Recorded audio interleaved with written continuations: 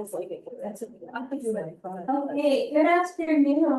Thank you so much for being here and welcome. My name is Cassie Miura. I'm Assistant Professor of Asian American Studies and also the Henri Tomoye Takahashi Endowed Nikkei Studies. And it's really my pleasure to welcome you to this event. We have students and friends and staff and faculty and community members in the room today. We also have a number of folks joining us just there on the camera in Zoom. And so today's event is a hybrid event that's also going to be recorded and it'll be available on the UNES website in a couple of days' time. So I wanted to start with some quick thank yous. Thank you to AA Cares and Professor Mayan Lei, who is sponsoring this event for us. Thank you also to my colleague, Valerie So, who's co-hosting Laura Kina with me. My department chair, Wesley Williamson, also the co-director of UNES, and all of you again for being here. I want to start with a brief land acknowledgement, just recognizing that SFSU is on the unceded ancestral homelands of the Ramaytush Ohlone, the original inhabitants of the San Francisco Peninsula. The Ramaytush Ohlone, as the indigenous stewards of this land, upheld their sacred responsibilities, never ceding or forgetting their role as caretakers of this place and all who reside within their traditional territory. As visitors and beneficiaries of their ancestral territory, we extend our deepest respects to the Ramaytush Ohlone ancestors, elders, and community members, and we honor their ongoing stewardship and sovereignty as the first peoples of this land. As part of our land acknowledgement, I want to point out a small but important change that was made to today's program, and that was the title of the event. So on the flyer for today, you'll see a lecture series, and when we first advertised the event, we actually used the word trailblazers, and it was brought to my attention by somebody who I really respect and admire that this is language that kind of forwards a settler colonial perspective of the frontier, of the West. And so we made the choice to change that language. And in thinking about adequate kind of replacement of words to really honor the intention of the title of the talk, we thought about change maker, we thought about work that is groundbreaking.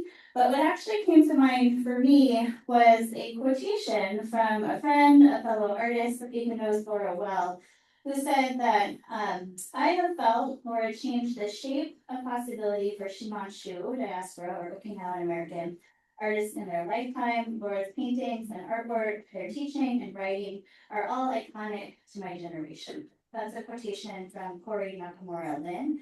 And I think that really is the spirit of this series, to recognize and honor Asian American and Pacific Islander scholars, artists, activists who have been truly groundbreaking in their fields. So on a personal note, Laura's work has been really meaningful to me, just as an Okinawan American woman, as a scholar, as a teacher, and I feel like I'm better for knowing her personally as well. So it's it's a big honor to have you here. Thank you for being here with us. I'll give you a little bit of a bio of Laura's myriad of accomplishments, and then I'll go ahead and hand the mic to her. So Laura Kina is Vincent de Paul Professor at the Art School at DePaul University in Chicago. Her artistic works, paintings mostly, also textile works, have been exhibited nationally and internationally at the Japanese American National Museum, the Nikkei International Museum, the Okinawa Prefectural Art Museum, and the Smithsonian Archives of American Art, among other places. She is co-author, author, or illustrator of War Baby Love Child, Mixed Race Asian American Art, University of Washington Press 2013, Queering Contemporary Asian American Art, also University of Washington Press 2017, Okinawan Princess, The Legend of Kajichi Tattoos, Mass Press 2019, Word of Mouth, Asian American Artist, Sharing Recipes, University of Arkansas 2025, and there's a memoir that is under contract with University of Hawaii Press, I think titled Okay. So Laura's going to give us something that I think she's never done before, which is a retrospective look at her career over the past several decades, and then also a look forward to the memoir that is coming up. So please join me in welcoming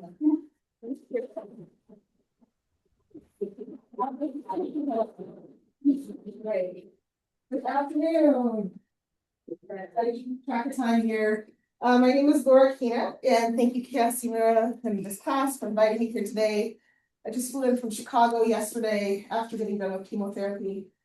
So I'm like, I'm present and I'm happy to be here, but a little nervous about today. It's been a hot minute since I've been in the classroom. I've been out of commission with health issues. So I'm gonna have Cassie turn on the slides and I'm gonna introduce you to myself a little bit and then talk to you about some of my artwork. Great. So you can go ahead and forward that. I think the first one did show up. The first one is just that's me. You can find me on Instagram, Laura Kina, my website, and then you can go to the next slide. So I'm a queer, disabled, Yonsei, meaning fourth generation, mixed race, Uchinaanchu American artist and professor. I was born in California and grew up in the Pacific Northwest in Paulsville, Washington, Suquamish and Port Gamble's Fallon Native American territory.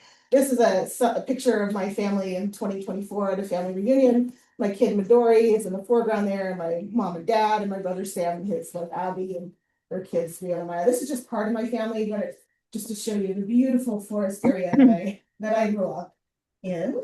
You can go to the next slide. I live in Chicago, which is the traditional lands of the Three Fires Confederacy, Potawatomi, Ojibwe, Odawa nations, as well as the Ho-Chunk, Miami, Menominee, and the Illinois Confederacy in Peoria. I moved to Chicago in 1991 to go to the School of the Art Institute of Chicago, where Valerie So also went, Professor Valerie So. And then I did my MFA at University of Illinois at Chicago, where I got to study under a very famous painter named Harry James Marshall, as well as Phyllis Bramson. So amazing people that I got to study under. And when I was a student at the School of the Art Institute, Michiko Tatani and Ray Yoshida were incredibly influential on me. And I've been involved in Asian American arts community locally in Chicago, nationally, and then part of Asian diasporic arts things for a very long time. So that's kind of who I am as a person. You can go ahead to the next slide. So the image that you saw there is one of my paintings that I became known for called Issei. And that was a billboard project that Art Expo did. So this is a 2011 painting called Issei. It's from my Sugar series, in which it was one of the first series in which I first started to explore my Okinawan heritage. The painting features a ghost of my great-great-grandmother, who died in the Battle of Okinawa, along with a third of the Okinawan people. Behind her are ghosts of sugarcane plantation workers, and they're wearing recycled clothing dyed from indigo dyed kasuri kimonos. And you'll notice there they have their obi waistbands, they have pocket watch. So these were distinct plantation wear of that first generation. My great-grandmother, Nakata Makira, immigrated from Yonabaro, Okinawa, as a picture bride in 1919 to become a sugarcane plantation worker on the Big Island of Hawaii. You can go to the next slide. So I come from a mixed family. It's my dad, he's Okinawan from Hilo, Hawaii, and my mom, she grew up in Kingston, Washington. And my family there, Sam, Joe, Allison, my mom and dad, and myself. I love this goofy photo from the 1980s with very silly hair. Did myself a little bit. My brother has the Morgan mini suspenders. And I had a sister who had Down syndrome. So disability and being mixed, blended family has always been part of who I am. We go to the next thing.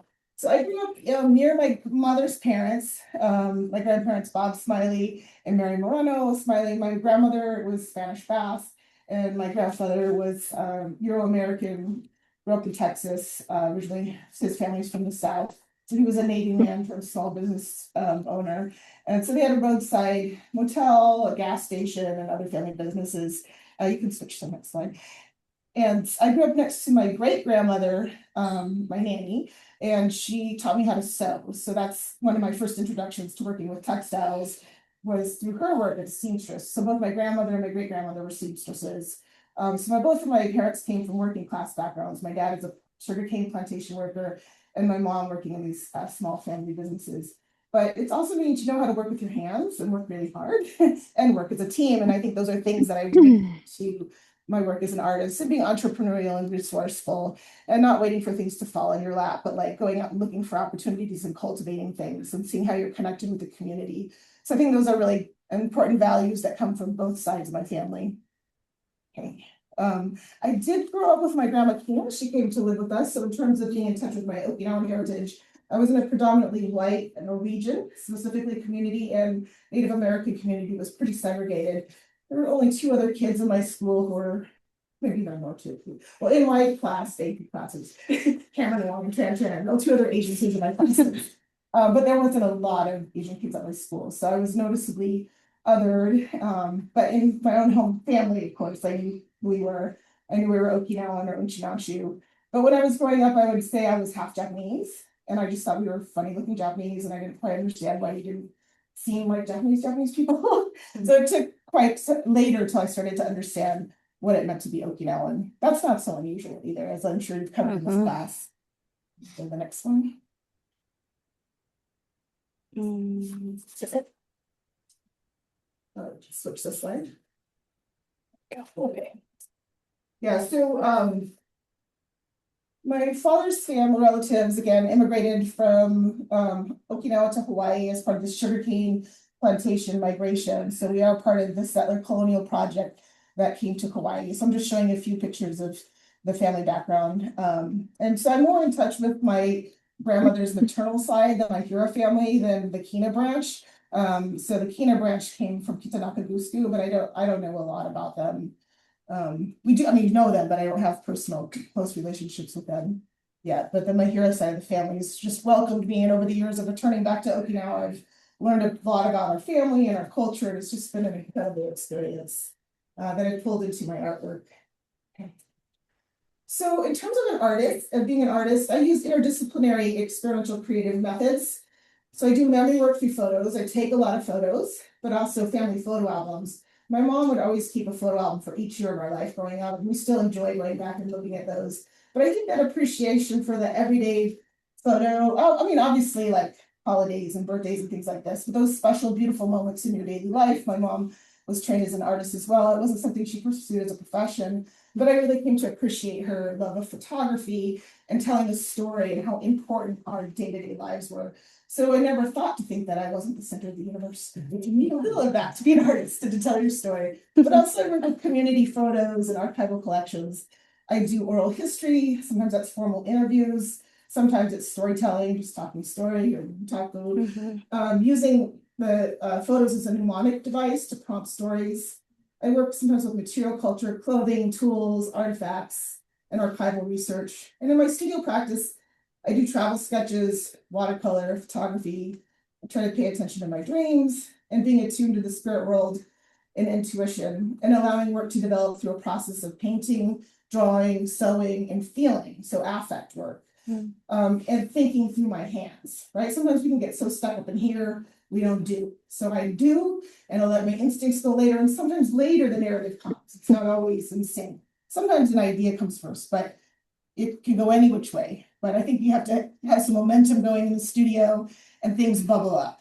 I also have a writing practice, which came about a little bit accidentally, but at this point, I can say I am a writer.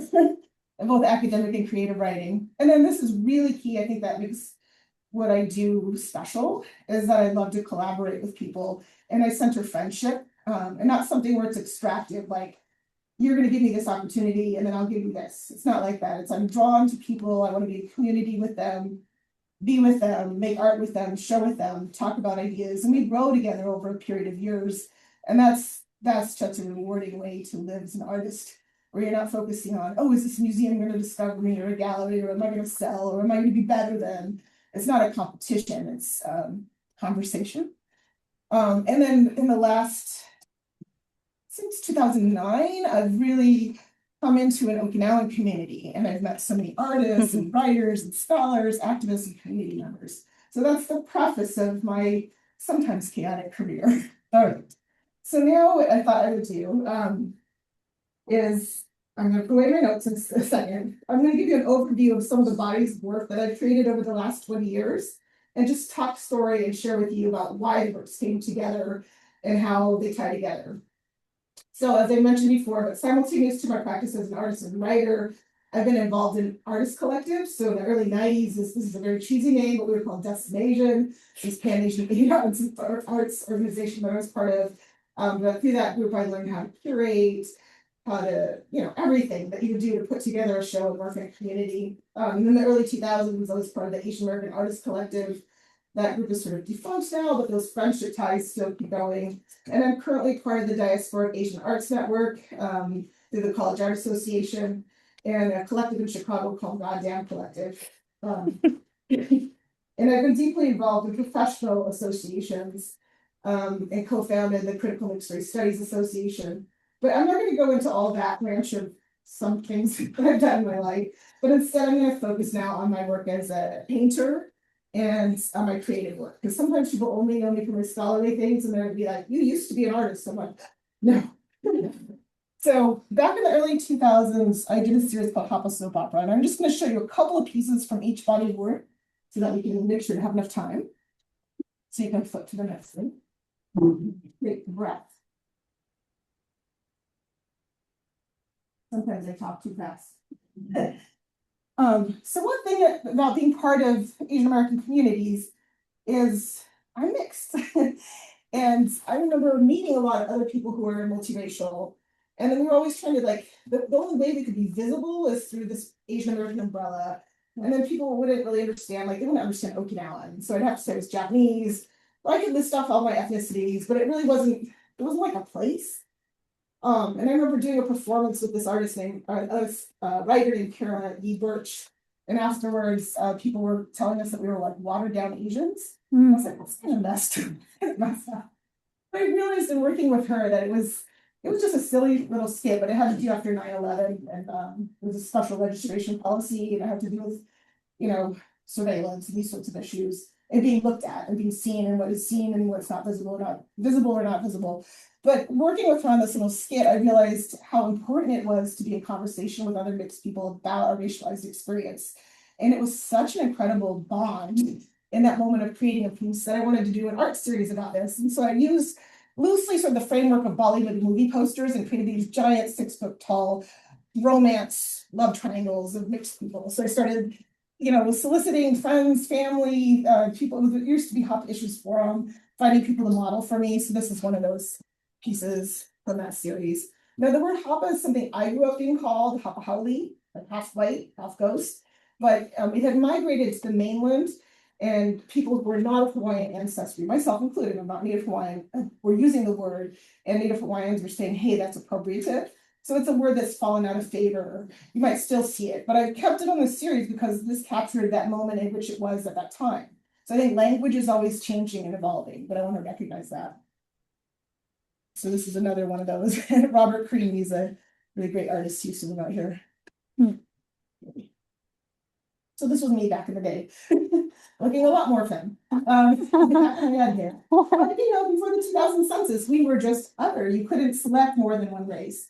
So a lot of the multiracial movement in the early 2000s was very focused on the US Census, which, was really, really important. But I think what I accidentally started to do was more affective work, more of the feeling, what does it feel like to be in community with other mixed folks? And I think that was something I was drawn to. And I think that's why there are these sort of romantic big portraits of possibility. Okay, switch. Coming out of that series, I did another series called Loving because I noticed when I started to talk to people who were not mixed Asian white, right? If you're noticeably racialized in a different way, the experience is really, really different. And so I was learning about other people's life stories, very different than my experience. So I did this series called Loving, which was inspired from the Loving versus Virginia Supreme Court case that overturned the last anti-miscegenation laws, except for Alabama kept one on the books for a long time after that. Never mind that. Okay, so moving on. This is my friend Shoshana Weinberger. So a lot of times I'm also drawing people in my life, and they happen to be other artists. She's a phenomenal artist based in New Jersey, and Shoshana happens to be Ashkenazi Jewish and Jamaican. And she is wearing on her shirt there a zebra print. And when she was a kid, people would call her zebra head, which is a derogatory term for someone who's half white and half black. So that's a portrait of her. And then Scooter LaForge. I loved all of his tattoos. But these were again based on a photo. I was a new mother at this time. I had a 1-year-old. So I remember having to pay for childcare, and it would take me 10 hours to do a sketch. Wow. Because I would know that I would be paying for that childcare to do a drawing. So I started to become really cognizant of labor and time, and the relationship of photography and my painting and drawing practice, and thinking about those things. Okay, we'll go to the next thing. The next series is called Aloha Dreams, and this is 2007. So there are a few works in here where I'm starting to think about being Okinawan for the first time. And you can switch it. One of the things is I did a painting of my nail technician, Tina Nguyen, giving me a pedicure. And she's Amerasian, Vietnamese and white. And our experiences both as, you know, she's a nail technician, I'm a painter, so we're both different kinds of painters. There's different class positions, different stories of our lives. And I, for the years that she was my nail technician, learning about her life, I could see that, and that was very interesting to me. I think this is one of the seeds for my work later in the War Baby Love Child book.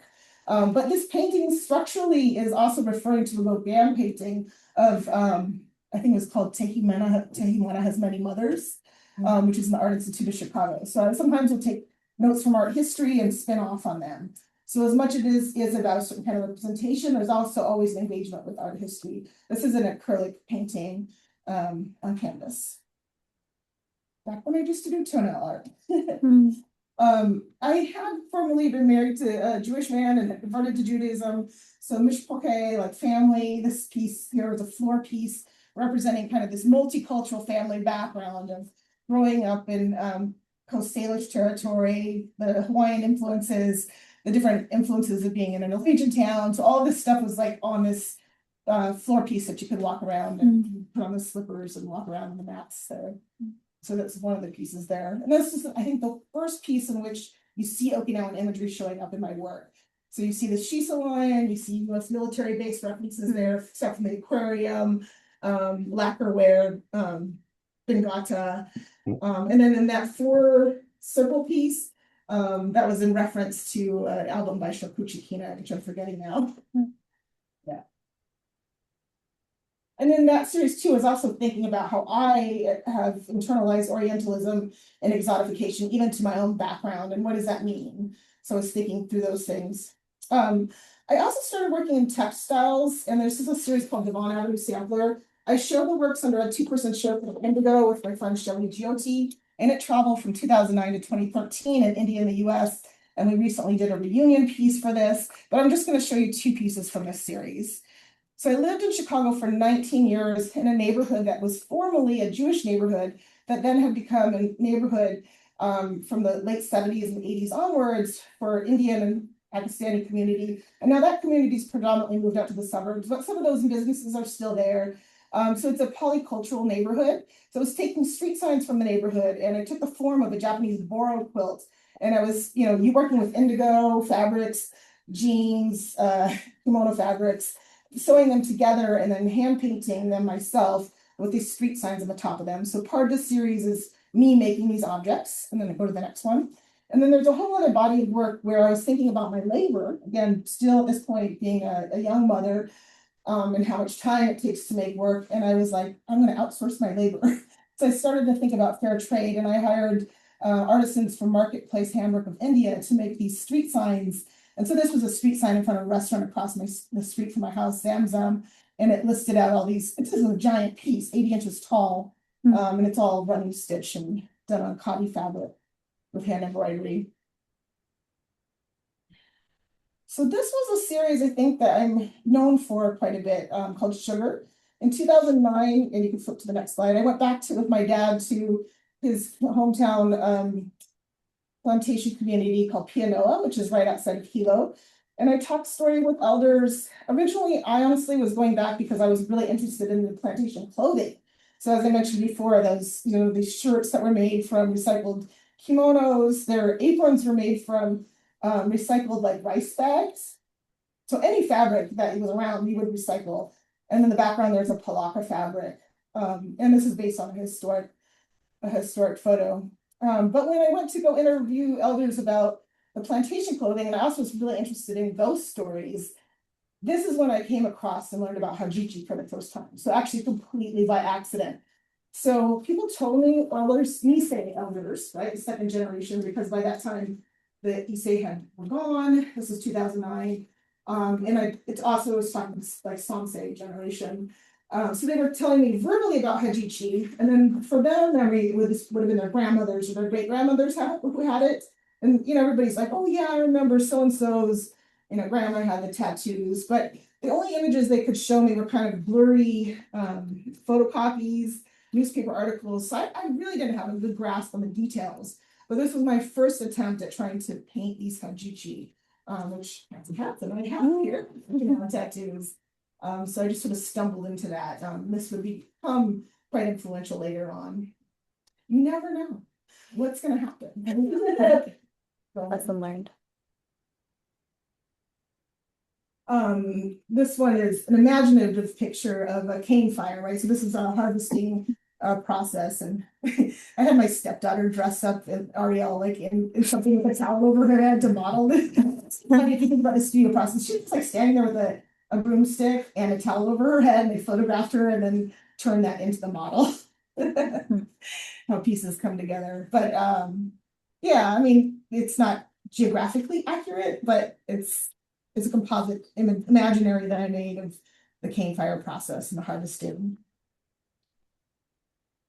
And then I kept, sometimes you have an art show and you're like, oh, I wasn't done with that series. I still got more painting ideas. And so I kept getting more show opportunities and I kept wanting to make the series. So I shifted a little bit to think about Blue Hawaii as the title. And of course, that's a little bit reference to Elvis. But I was thinking about the color blue from Hajiji, from the indigo Kasuri fabrics, and I was thinking about racial melancholy. And I feel like I grew up in a wonderful childhood. I've had all my basic needs met, but yet I still felt this longing or a loss, and there was some kind of melancholy that kept calling me to return to something. And I think it's a real privilege to be able to have time to travel, time to explore your heritage, time to sit with elders. Like, it's an incredible privilege. So I was really happy to do that. So go ahead to the next one. As I mentioned before, this was that gateway piece. And originally when I painted this, I thought it was a painting of my great-grandmother. I ended up taking a reproduction of it back to Okinawa when I visited my relatives to give its little omiyagi. And then from that, they opened up all these stories about World War II. Like a lot of families, it's just not, you just don't go around talking about that all the time, war trauma. So they did open up and share a lot of things, and that was a really incredible experience to learn about. My grandmother, who I mentioned, also grew up with me. She was always living in the present moment, not necessarily talking about the past. And when she passed away, I was trying to learn more about her, and I came across this photo where she's with her sister. And you see in the ship background there, it says Kamakura Mara. And I was able to find a ship manifest. And from that, I was able to learn that my grandmother's sisters were Kibe Nisei. They were sent back to Okinawa and raised there for a good number of years. And my grandma was sent back when she was 16, but by then she was too pidgin English, like, too American. You can see with her head, the way her head is cocked like that, she's, definitely acting like an American, where her sister is doing a more formal sort of pose. So they're dressed differently, they're acting differently in front of the camera. So much of a story can be found in these photos.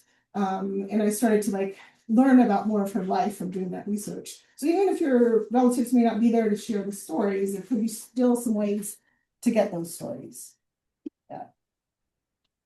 And then this is based on an archival photo of cane field workers. So my dad said that they would be responsible for planting, but even when at the time when they were working that other, I think it was Filipinos would come in and do the harvesting. So there was different times when different racial groups were doing different parts of the cane field work. And then this was a picture of male workers there. You can see again that palaka plaid fabric that shows up again. Yeah. Oops.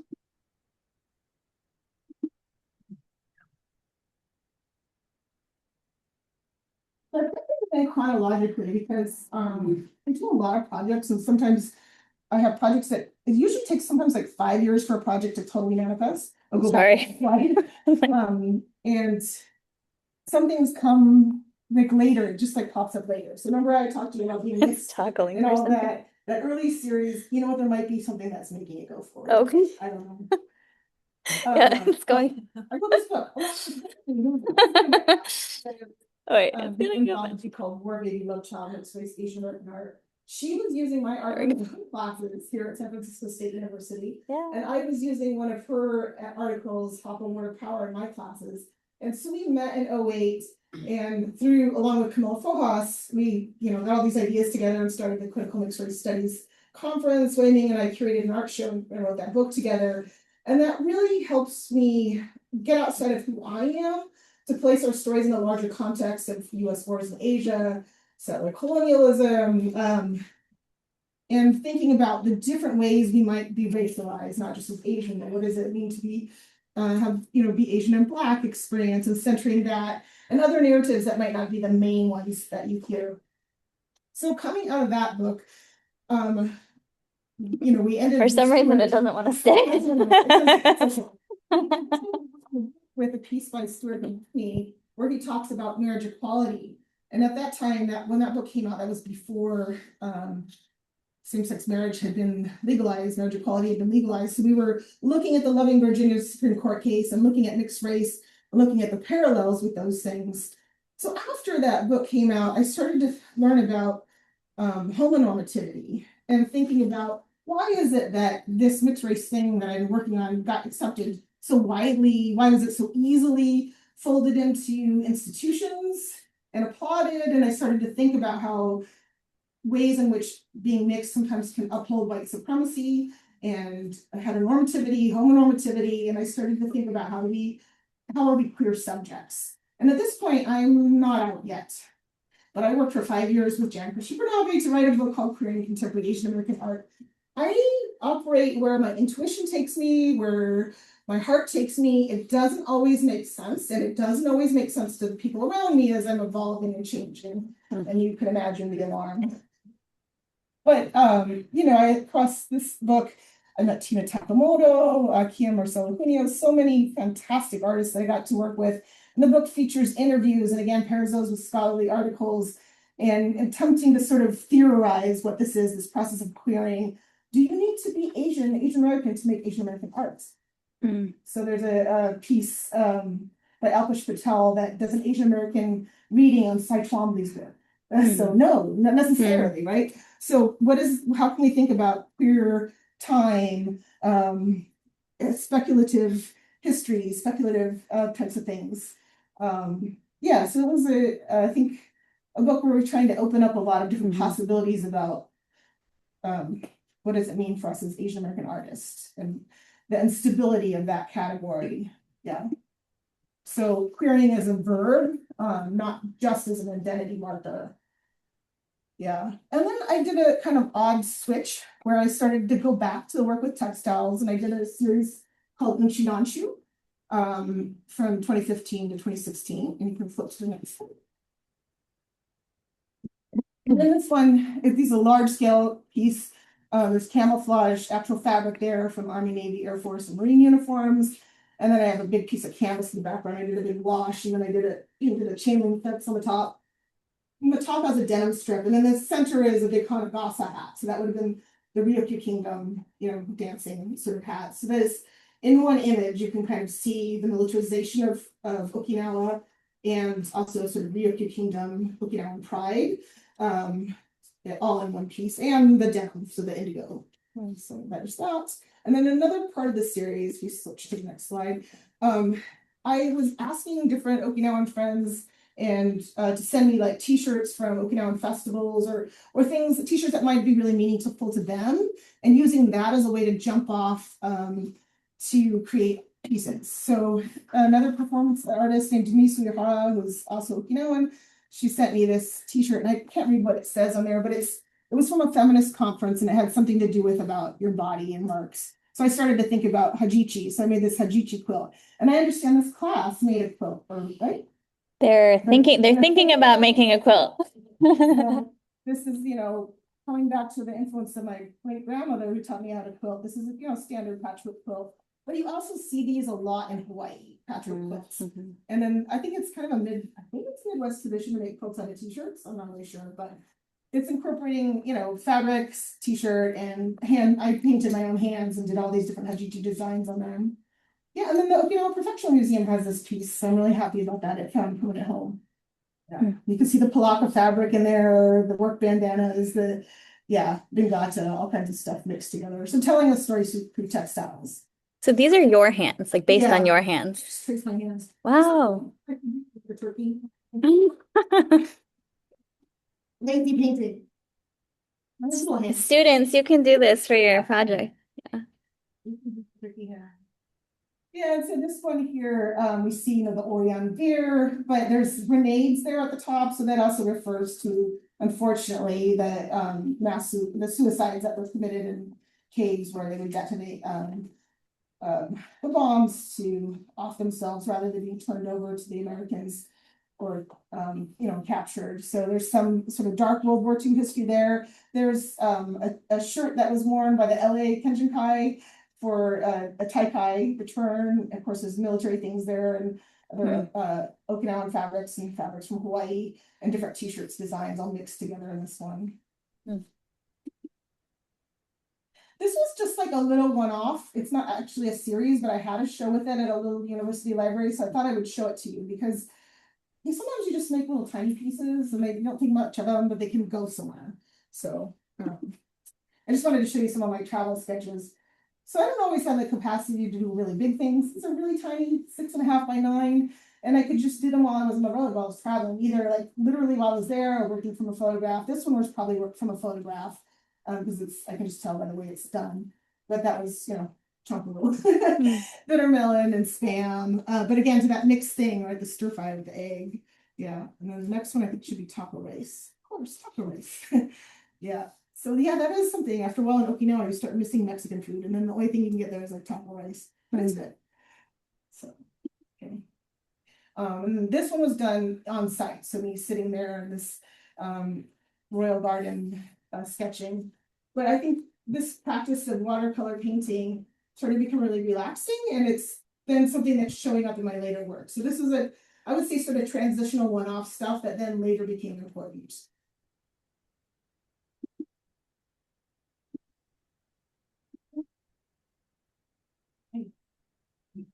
So at this time, Takahashi is an author in Hawaii, and he writes in Pidgin English. And he had written this book called Okinawan Princess, The Legend of Hajichi Tattoos. And I remember that I saw that he won an award for his book called Oriental Father and Son. And it was written in Pidgin English. There's a lot of parallels with my family background and his. And so I was like, wow, I really want to meet this person. He sounds incredible. That same week, he's Googling Hajichi and my name pops up and he emails me. So I'm like, meant to be. So he invited me to illustrate his book. I'm not trained as an illustrator, so first I turned him down. The first time he wrote the book, the protagonist was a young boy. And so he told me, well, I said, well, if you make it a female protagonist, I might consider it. And then he rewrote the script. So I'm like, oh, wow. I mean, you can't, you know. So I did some sketches and test sketches of the characters, and he kept saying, oh, that looks just like my auntie. So we had a wonderful time working on this project, and it was, this is the only slide I have of this book, but it was translated from into Japanese and Uchinaanchu by Masashi Sakihara, and it ended up having quite a wide influence. This little children's book from Best Press, but I think it's been really incredible to be part of this Hajichi revival movement of having Hajichi. And I think, did you talk about that in this class already? Not in this class, in the Okinawan class, and there are some folks from that class online. Okay. Yeah, so Hajichi tattoos were banned in 1899 by Japan. And really, you know, fast forward 100 years later, you see the majority of people who had these had died already. Of course, people are still practicing this in secret. And tattoos are not, you know, something that's encouraged in Japan. People still face a lot of stigmatism from that.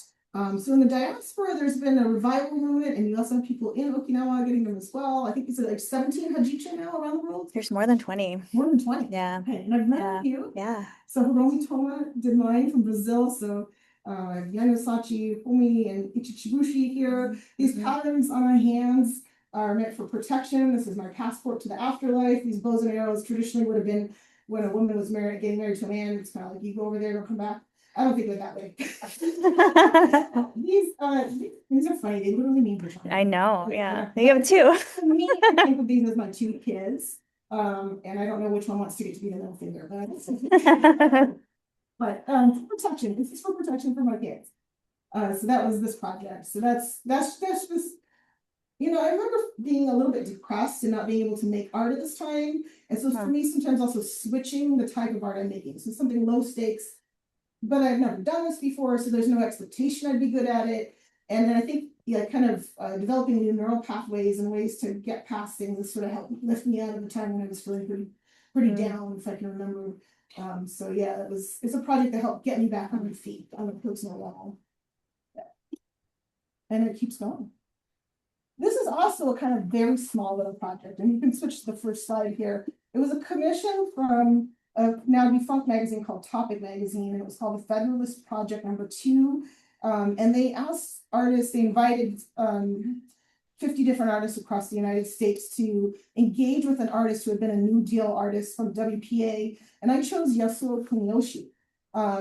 He was not allowed to be a citizen. I thought this was interesting. And I liked in his portrait work, he not necessarily was able to talk about things overtly politically, but through the way that he rendered his subjects, their emotions, you could get the feeling of what was happening in current events. So at this time, this is 2018, this is literally my friend Erin O'Brien watching the Kavanaugh Supreme Court hearing.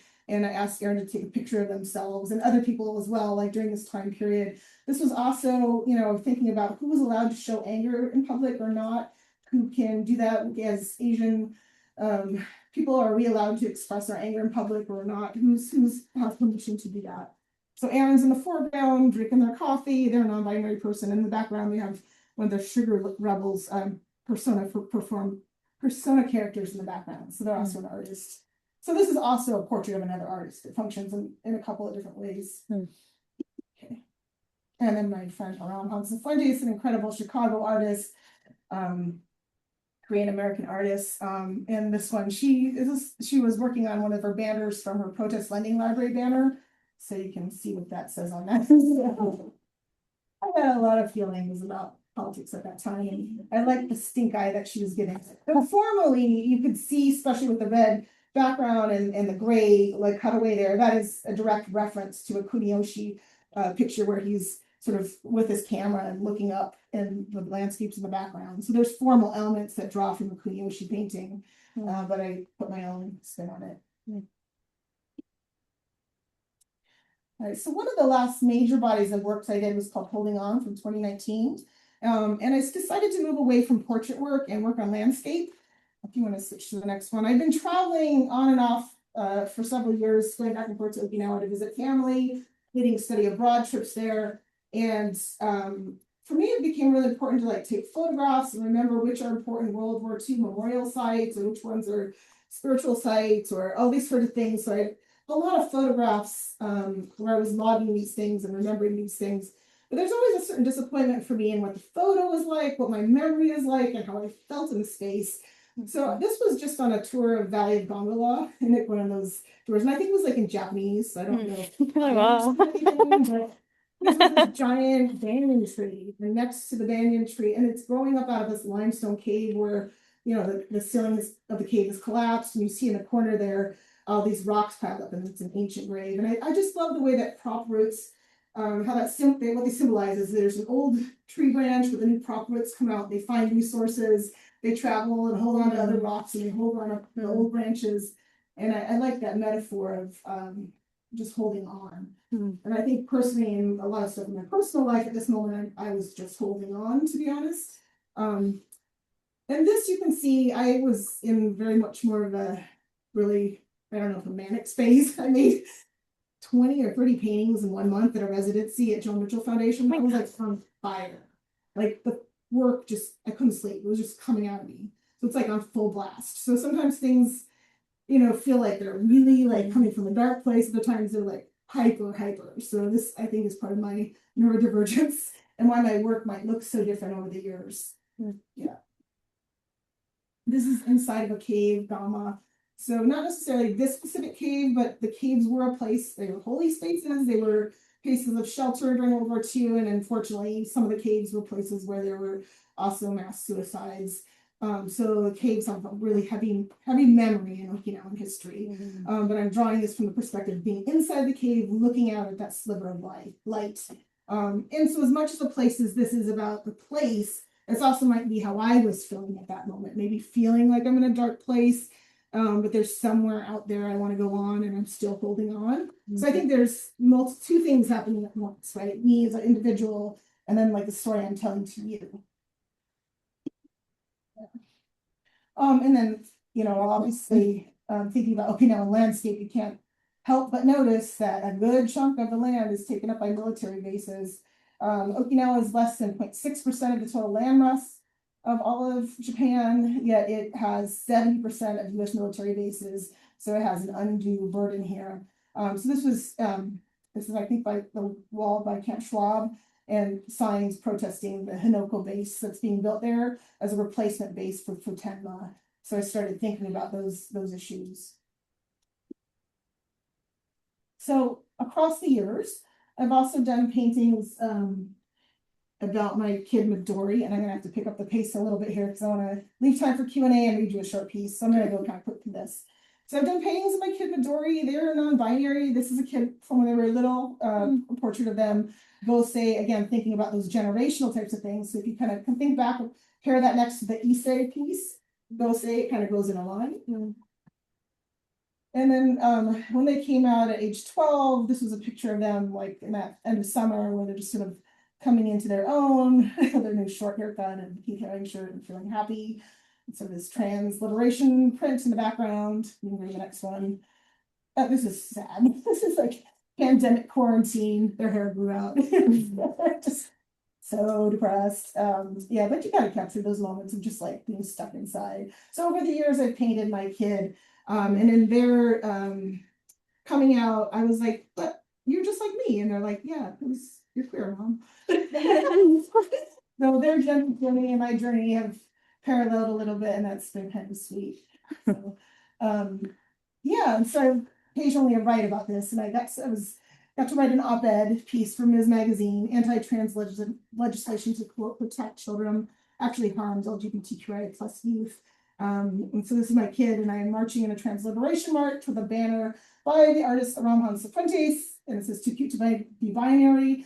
That's a slogan that an intersex activist, Pigeon Pugonis, I think, coined. And then the person taking the photograph is Sarah G, who's a movement photographer. So I love how there's these like layers upon layers of Asian American art that shows up in these settings that you wouldn't think is Asian American art. Yeah. Okay. No time and 2 more bodies of work. So I have a memoir coming out called More Time. And during the pandemic, you can switch to the next slide. I got breast cancer. And We're doing pretty good. We have till 1:45. okay, I still need that. Okay. How much time can I? I'm staying. So I got breast cancer during the pandemic. And that was 2020, June 2020, when I got diagnosed. And so then, afterwards, I was taking photographs all along. And after I was healthy enough to start painting again, I really wanted to process through what some of these things that had happened to me. So this is not spring break. This is chemo bay, getting chemotherapy, watching the sunset in the hospital room. But even in these beautiful moments, even in banal moments, you can find beauty. You can go to the next slide. And I, in a really traumatic situation here in an emergency room, I've re-envisioned a clock as the night sky. So again, like taking over something that's very traumatic and turning it into changing the narrative and processing it for me really helps. So I think sometimes it very much functions as art therapy for me. So you're seeing subject matter shift here. But you can see it's also tying back to the Issei piece, right? So there's those ties with that indigo blue. I'm still present, but I'm in the ER. Yeah. My marriage did not survive breast cancer and coming out. It was really difficult. I did have to leave. I was married for 27 years to the same person. It was really very, very sad that did not work. And then so there's a process of, I went through a lot of trauma, a process of coming back to homeostasis. So this is a mixed media installation where it's photographs from all of my journeys of the disaster of the marriage and getting institutionalized and surviving cancer and coming out as queer and then coming into my own. So it has paintings and photographs and books and objects and things all together in there. It's called Homeostasis. The full title goes like a page long because it's like all these things in my travels on that journey. And shoes. Yes. Yeah. And then, there was a process where you have to go through grieving and anger. So this is a kind of angry piece called Cancer Call and Response. And it is, at that time when I made this, any breakup's really hard, right? And so we all, Yeah, so things that were said in moments that were not so nice, things that were said to me, and then my response, right? Men need visual stimulation. You're cold, difficult, and cold, difficult, and distant. You let yourself go. You're rotten. You're obese. And my response is like cancer, capitalism, trauma, queer, care, and dense.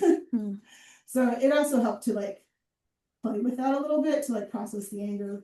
And I think the acrid color palette, the neon, the scale of it, also it's a giant piece, 104 inches. It takes a couple of wallets. I just had to get it out of the system. And then it collapsed. And I was really tired. And I moved out on my own and I started a new life. And I was really, really, really sick. So this, I also wanted to capture that. So I did this by first doing charcoal drawing. This is the traditional way we started oil painting. So it's a charcoal drawing, and then I would seal that down with acrylic, and then I would do acrylic washes over the top, but kind of doing more like line work and painting with it like I would paint with watercolor, but it's acrylic, so using fluid acrylics. So they go pretty fast in this way. So in some ways it's a little bit like illustrations on canvas. But this is watching the sunset. Okay, so I'm going to show you my recent work, but I want to take one break to read you a piece that comes out of that. So I don't know if you want to unshare for a second, or should we? I can do that. Go.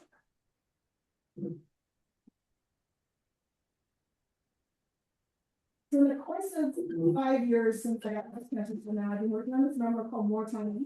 And so I'm going to read you a short 8-minute piece called Asset to the Ward.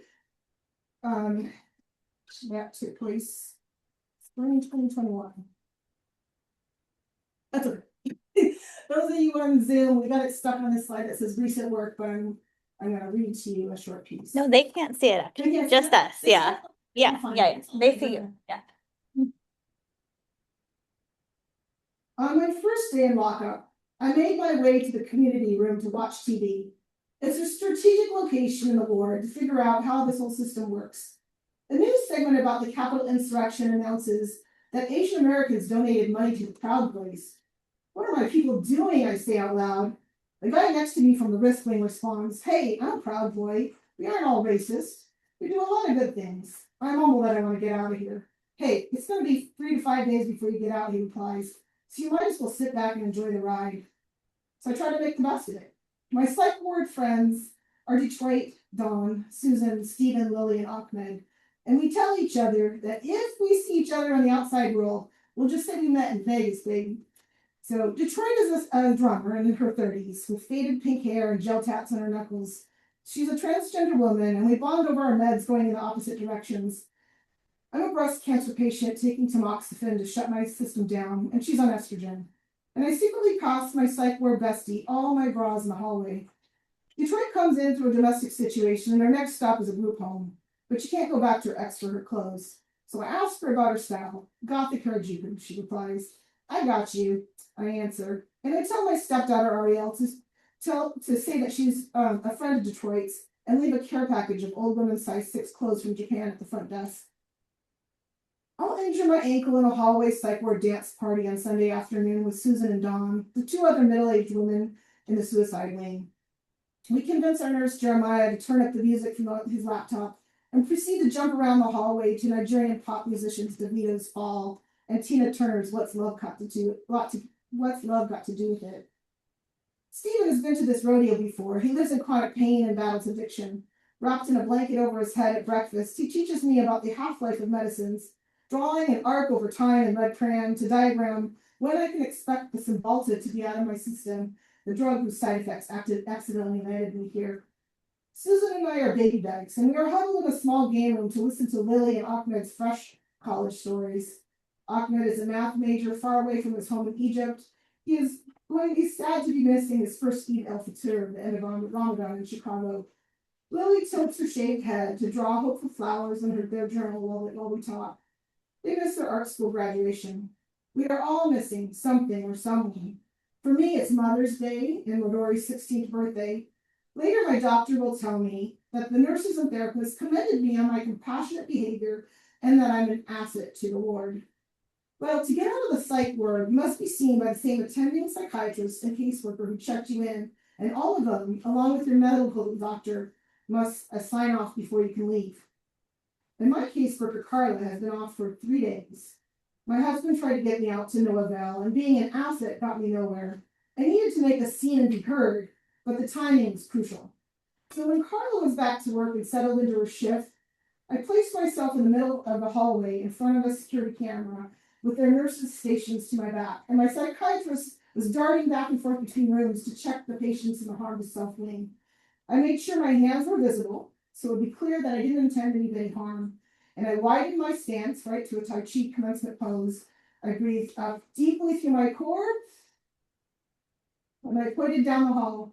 Dr. B, I'm mad at you. I believe I'm being held here against my will. When can you and Carla see me? Well, Dr. B whisked me into a side counseling room, told me to sit down, and shouted at me, "Don't go blaming the hospital. This is transference. This is classic psychology 101. He yelled at for Carla and commanded me to sit down.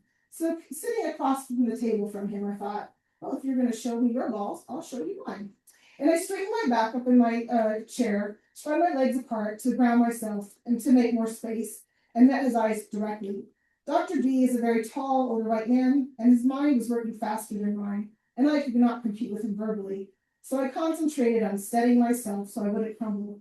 And I remember that under my lime green scrub top, I was wearing a black t-shirt from the Hawaii United Okinawan Association with 2 yellow sisha lions flanking the sides.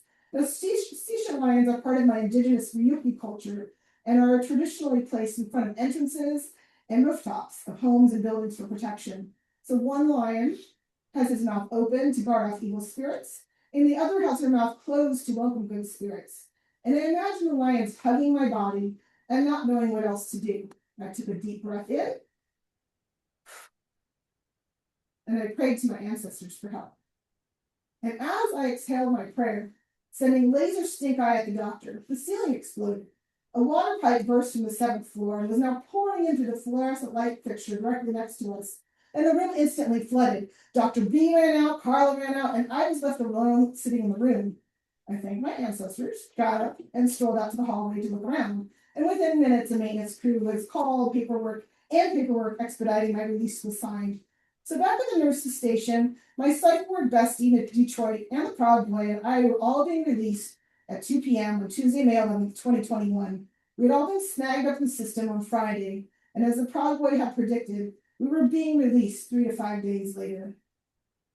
We were handed our belongings, and I gave my Detroit my black bomber jacket to complete her look, and she was wearing a black asymmetrical shift dress and leggings that my stepdaughter had found in the closet. And Detroit was overjoyed at the jacket, and we were hugging each other and started jumping around in a circle. We were jumping like this in a circle, and Nurse Bianca was yelling, "No touching!" I said, "No touching!" So meanwhile, the Proud Boy was like spraying himself with Axe body spray, and he was wearing a camouflage t-shirt with like an orange triangle at the collar, a gold chain, and an oversized puffy white jacket, white pants, and white sneakers. Detroit asked me if she could have my contact info, and I said, "Oh, no, that's one line I can't cross. I wait. Just remember, Vegas, baby." So that's a little short story from my. The book covers from breast cancer diagnosis to my current stage 4 diagnosis. I have appendiceal adenocarcinoma. It's appendix of cancer. It spreads to my colon, my liver, and my lungs. So it doesn't look good. So, yeah, you can switch to the next slide. So I think in the last few years, I have not necessarily made a cohesive body of work, but I've been making one-off pieces, and I think over time they'll gel into something. So I've returned back to the Hajichi imagery. Here you can see the Kusuri fabric design happening, but I've also made it be like it's the Airstream coming out of a F-35, so combining some of those things of militarized space and of now indigeneity. These are just small little pieces. And then also thinking about current events now and pan-Indigenous solidarity, both with Mauna Kea and Native Hawaiians, with the sign here to protect Mauna Kea, and the watermelon, which is, of course, a symbol for Palestine and Gaza as well. So, and other pieces where I'm, also processing and thinking about affect, so, and self-care, and how do you recover from trauma? I think a lot about trauma leisure. So like taking a bath, I'm taking an Epsom salt bath. I'm sure I have some binaural beats going on, and a candle, scented candle, and just like in the dark, just trying to regulate and calm my nervous system down. Yeah, little tricks. Watching TV. I love K-dramas. Love a good BL. And then I'm also, reading all the time and enjoying my life. Watching the sunrise, really paying attention to my circadian rhythms, watching the sunrise, watching the sunset, resting, taking time to rest, enjoying my domestic environment. So these are also self-portraits, but they're also about healing and peace. Yeah, I'm just trying to offer that. Drifting off to sleep, that moment between and sleeping. It's a reflection in my bedroom window where I can see the city and my bedroom at the same time. And then as I've come into my queer identity, finding queer community, going places with people, this is a queer camping trip that was really fun. And I'm not a camper though. Once we're gonna, watching the sunset, yeah, now I'll be a hotel. I wanted to capture the sunset there, the feeling of going on a camping trip with friends was really special. And then Pride Month dance party. This is back at the yards in Chicago, dancing with my friend Vive and Tomoye. Really, we were like helping Vive wrap up their table. They'd been tabling and they were cold, so they were like quickly dancing to this techno music. But it was such a Chicago scene. Like Chicago is like really known for house stuff too, so it's just amazing how parties with house other times. Yeah, then I live on Gay Beach in Chicago. So it's like Fire Island, but Chicago, not really, but it's so the gay social world of the beach. So I literally live in a condo overlooking that beach, and it's fun to put up a shade tent in the summer, and your friends come by and hang out on Sundays, Saturdays, Sundays, whatever, late at night, all kinds of times on the beach. But I've just loved having these large communities of people and a routine of like being in community with people. So my friend Jan, another friend who asked me not to say their names, they're just named X, but that's them. And Jan, if you can't really see it there, he has the Telfar bag too, so these little fashion details. This is my friend Liz, who's a trans mass person, also hanging out on Gay Beach, and also just like interested in tattoos, so or tattoo designs. Yeah, so that was one of my more recent paintings. And then I think there's a couple more. This is the last big oil painting that I did. I have a wall installation I'm working on right now, but every Tuesday I go swimming with a friend, and they live in this pink building in Chicago called the Edgewater Beach Hotel. It was formerly the Edgewater Beach Hotel, and now it's an apartment building. But it's an incredible Art Deco environment. I just love the afternoon sunlight and the just special time, like back to the important things of how to heal, exercise, getting outside, watching the sunrise, sunset, all these ways to like center yourself, ground yourself. And this is one of the things that's been healing for me is walking and swimming. Yeah, and I think the last project that I have for you, and then we'll open it to Q&A, is I just had a cookbook come out called Word of Mouth that I did with my friend Jade Yoshimoto, and Professor Valerie So has a recipe in this book. So we have 24 different artists from around the United States who offered up recipes, and we illustrated them, and it features their artwork and a little backstory about the piece. So I just have a couple images to show you from this book. This is my friend's Kiam's recipe. But again, return to those watercolors. And I like the way this one is really sort of painterly, dreamily done. And I think there's one or two more images. I contributed a recipe of my Auntie Nora's mac salad. And then I think the last one is probably the last slide there. But that was a fun pandemic project. Originally, it came out as an online exhibition through the Virtual Asian American Art Museum. And then a couple of years ago, we were talking about it at a conference. And the acquisitions editor from the University of Arkansas Press approached us and said, let's turn this into a book. And we brought on historian Michelle Yee to write a beautiful essay that went with it. And we were able to add on one more artist, Hassan Elahi, and expand out some of the other recipes. And so, yeah, that just dropped in a year ago today. So that is all I have for you. And yeah, I wanted to leave you all a little bit for Q&A.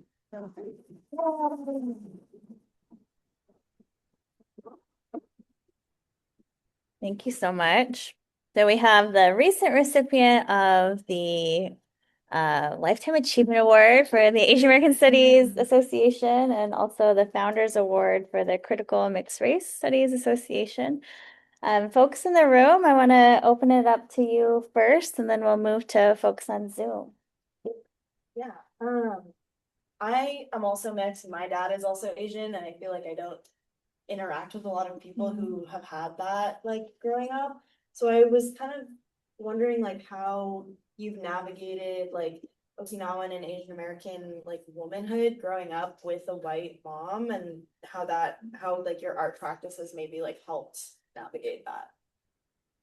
I don't know about womanhood. My mom was very allowed us to be like allowed me to be a tomboy. So I learned so many things from her, you know. But yeah, so I think the usual scenario is it's an Asian woman and a white father, right? So I have the last name, but I don't necessarily have that. I didn't learn a lot about the culture close up, right? So I don't have the cuisine, I don't have the language skills, so I'm missing a lot of things. So for me, I always felt like I wasn't quite authentic enough. So that's, you know, I am what I am. Yeah. Yeah, it is different. Yeah. Yeah. Yeah. Thank you. Okay, first, thank you for coming to speak. And then I have a couple questions, but I guess I'll start with the one that like more closer to V's about like being racialized as an Asian person. So correct me if I'm wrong, but from what you said, it seems like your experiences of being racialized like back in your childhood is often negative. And I feel like in contrast with that, like modern times, it seems like being Asian or like being white and Asian is a trait that seems somewhat rivalry thing. No, I mean not even just Like all your interest converging. not even just that, but also like Alyssa Liu, like you know, Asian Olympic athlete, Leve, like musical artist, stuff like that. I thought it was really interesting when you said that when you talk about like your identity, in a way, like talking about being white can and also Asian can somehow uphold white supremacy. And I want to know your thoughts on like if you feel like this rise of like desirability or like admirability of being Asian has any connection to like the rise in conservatism in the States. Well, I do think there's, you know, normative standards of beauty, and so you have to interrogate when someone looks a certain way with a chiseled body and a certain profile, or you know, why it's great. Like there's lots of different kind of beautiful bodies, but if we're only seeing one thing upheld that way, you gotta question, that. I definitely think I've had white privilege, have white privilege, I have white skin privilege, so that could be economic, that could be my opportunities. I don't have an accent. So you know, places I've been able to rise in my career and all these things. Who knows which of those things allowed me to get ahead? At the same time, for most of my life, people would actually usually think I was Latinx. So in terms of being racialized, I don't think I historically was racialized as Asian. I think I was treated as a Latinx woman most of my life, to be honest, on first appearance. But certainly as a woman of color, in terms of being asked to do more work, silent labor, invisible labor, all these kind of things, done labor. I have to think about all these things. But I think you might be onto something about with the rise of some of the things and that. But yeah, I just think that short answer is that white standards of beauty. Yeah, you can interrogate that. Thank you. Okay, and then sorry, quickly, but my second question, I'm in the Nikkei and American class right now. And we were talking like before on Tuesday, we were talking before like about what questions we want to ask. And we observed a lot like your sugar series and your blue Hawaii series works a lot with like indigo. And also like textiles like denim and denim being connected to like labor. Yeah. And I wanted to know because denim is also deeply intertwined with like slavery because of the indigo and cotton industries. And I want to know if through your work, like making those pieces, if you like it evoked any thoughts about like the connection between Japanese, Filipino, Okinawan labor and also slavery. Yes to all those things. I had a couple of years ago curated a retrospective of an artist named Shelley Giotti at the South Asia Institute, which was about indigo. And in that exhibition catalog, I wrote about those connections. And you certainly see in the history of indigo and as indigo came to the United States and how that's connected with the history of slavery. So I've written about that in that exhibition catalog. I don't think that overtly shows up in my artwork, but it's something I've definitely thought about. Yeah, it's a huge topic. Yeah. I know, sorry, kind of like asking like big Mars only asked big questions. Right, like creating this retrospective for this artist in India who's working with indigo textile. Yeah, so I have that one. Thank you. One of the, I think, motivating contexts for the AA Cares grant is thinking about the Stop AAPI hate movement. Like, where were you at? Like, how were you responding to all of that? Sick. So I was in the hospital bed. There was one piece that I did with my friend Seji Ige, who we did a collaborative piece and had the kind of hashtag Stop Asian Hate in there, but we also like incorporated like No Base Okinawa in that. It was like the print that we did. But that was the only kind of gesture that During I that period. did at that time. But I was really sick. Yeah, yeah. Activism. We're at 1:46, so if folks need to go, they can. But if we have other folks who want to post questions, I think we can continue either online or in person. Yeah.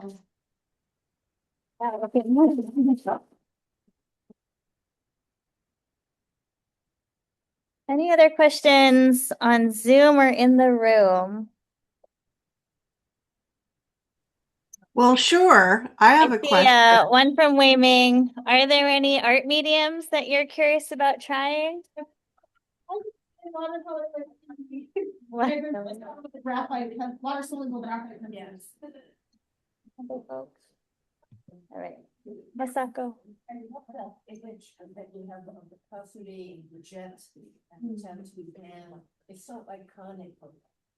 You know, United States and the past and current history, it would be great as a poster. Yeah. It's a one-off piece, I probably should return to that, the sand on it, you know, I think it's something I love tiny that I need to come back to. Yeah, I know. I mean, it's other, Yeah. even if you do a print or something, You're sitting here. I was just like, so much. I took this class last semester, and Cassie had shown us. We have another question from Jane Yamashiro. How do you think about the relationship between community and art? How does the community lead to the art? How does the art build the community? Jane's also in the community.